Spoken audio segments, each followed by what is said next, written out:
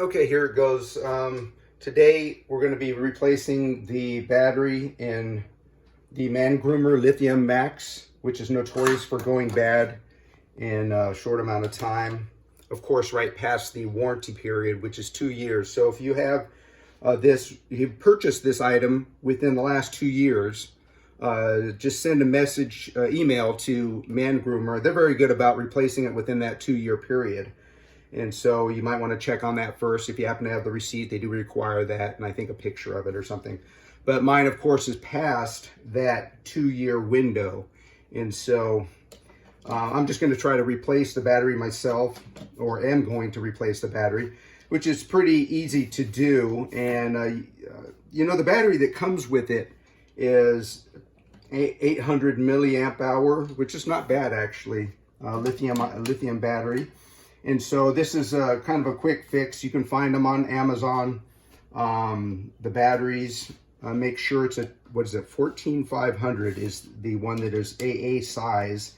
And then the pigtails on it are harder to find, but EBL has a good lithium ion battery. You may have to do some modifications, soldering it yourself.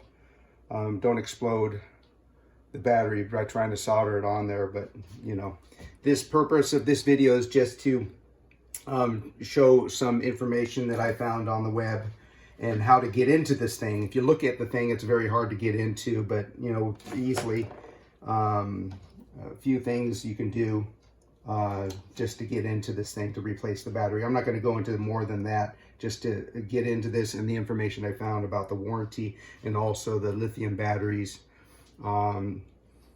Get like at least an 800 milliamp hour. I don't know if they go higher than that, but that's what it came with. I think it was just kind of a cheap battery that didn't seem to last very long. So anyways, here we go. You first start by taking the head off, and then there's 2 screws in the head that you unscrew those. Once you do that, this is the key part of it, getting these little panels off.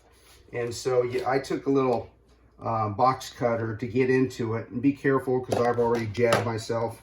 I'm admitting that in the public interest, public safety. So just be careful that I already jabbed this into my finger in my anger about this thing. So you get your box cutter in on the edge here and pop it straight out. These will release these panels, and then the whole thing will separate. You have to, again, these clips holding it together on each side, but then you can get in here and replace the battery. Make sure you get the 14500 size. I almost got confused that, you know, they have ones that look like it when you're looking on the web, that, what is it, 18 something, that are a larger version of the battery, and it looks like a AAA when you're looking on the web. So 14500, a lithium ion with at least 800 milliamp hours to replace this thing. The rest of it you can figure out yourself. If you're taking on a project like this, then you'll be able to figure out the rest. It was just basically getting into this thing and the warranty period and the lithium batteries that I wanted to bring to your attention.